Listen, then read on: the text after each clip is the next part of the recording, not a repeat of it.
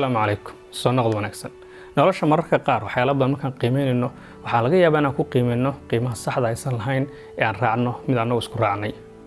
laga yaabaa midka isku raacnay inuusan ahayn markasta mid ka saxan tusaale ahaan waxaa dhici karta in dal lagu duulo oo nafaf qaali ah ilaahay karaameeyay lagu qaaday meeshaas malaayiin caruur ah malaayiin hooyooyin ah iyo kumanaan kun oo masaakiin ah hase yeeshee dalkaas markaan dhahayno khasaaraha ka dhacday dhihi mayno nafaf intaa la eg oo abriya ah baa la laayay waxaan oranaynaa khasaaro 2 milyan oo dollar la eg ayaa halkaas soo gaartay cidna oran mayso sheeka qusaysa ama qadar quseeya dadkii meesha ku dhintay maxaa wax kasta ugu qiimeynaa lacagta wax kastase ma qadarka uu ku fadhiyo maaliyad ahaan ayuu qiimo ku leeyahay bal sheekadan gaaban ila maqla cunug yar ayaa maalin soo galay madxaf caan ah kaasoo lagu iibiyo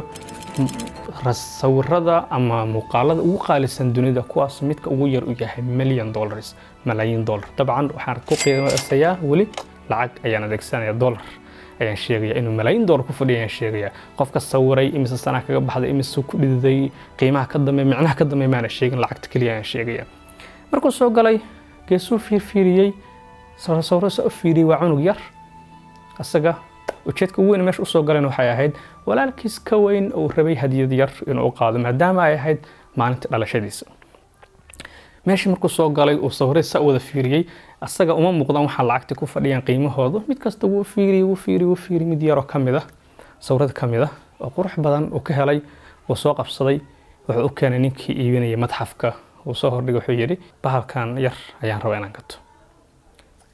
lacagta aan watana waa intaan kaliya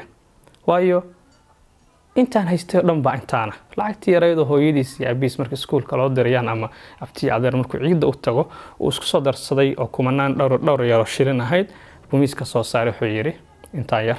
ayaan wataa waan hantidii dhamayd waxaan rabaa walaalkeen inuu ku gado sawirkan taban cunugu ma oga meesha uu joogo micnaheeda madxaf inay tahay walaa waxa uu gadanayo waxay ku fadhiyaan buu sawir u hayn wuxuu qabaa dukaankii yaraa intuu tago uu nanac ka soo gadan jiray ama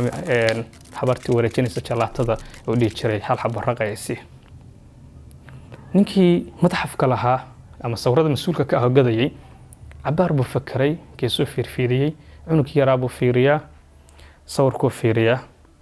mataxifta kale sawirada qurux badan mataxif kale yaa loo fiiriyaa haddana cunuga soo fiiriyaa cunugu indhihiisu si tooshka u daaran yihiin baasha inuu qaata ka go'an waayo walaalkiis ka weyn ayaa sugaya oo u geenaya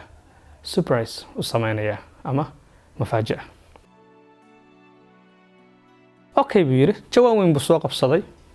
kartoon yar oo baasha hadiyada lagu ridayay rasamkii sawirkii soo qaaday wuu dhexgeliyay wuu shaabadiyay qaab gift ama hadiyada ugu qoxiyay cunug fartu ka saaray wuxuu yiri salaam calaykum si wacan ku adeegso ugu walaalka cunug ka soo farxsan buu iska baxay oo aaminsan wixii inuu soo gatay lacagtii yareedo arursadin ku soo gatay bahashana kasbaday asagoo aaminsan ayuu bax hase yeeshee dadkii ka shaqeynayay madxafka ayaguna sidoo kale ila waxaan waardiyayaal baa jooga dad badan oo qiimeynaya jooga meeshii joogay ayaa umaad waxa ku dhaheen miyaad waalat maxaa dhacay cunug yarka dhowr shilin baad ka siisay fan ama sanad la sameeyay sanad la sameeyay oo malaayiin dollar ahayd maxay ku dhacday markaas wuxuu yiri waan ogahay buu yiri in sawirkan ama paintingkan ama farshaxankan quruxda badan oo ku fadhiyo malaayiin dollar waana ogahay inay jiraan dad badan oo malaayiin dollar ka bixin kara lacagna ku iibsan kara laakiin se wuxuu yiri imise qof baa hantidooda dhan farshaxankan ku bixin karta haddaba wax kasta waxaan ku qiimeyn karnaa lacag bas waxaan ku qiimeyn karnaa waa macnaha ka dambeeya iyo qofka markaa sawiray ama raadinaya waxa ku fadhiyo hadda laga bilo markaa qiimeynayso wax bal maraad ka fakar ma lacagta mise qiimo ka weyn oo ka dambeeya jira sheekadan sheeko u dhow oo aan soo wadno insha Allah muuqaalkan xiga ayaan si fiican uga sii hadli doonaa is arag maqal wanaagsan caawa bari wacan salaam calaykum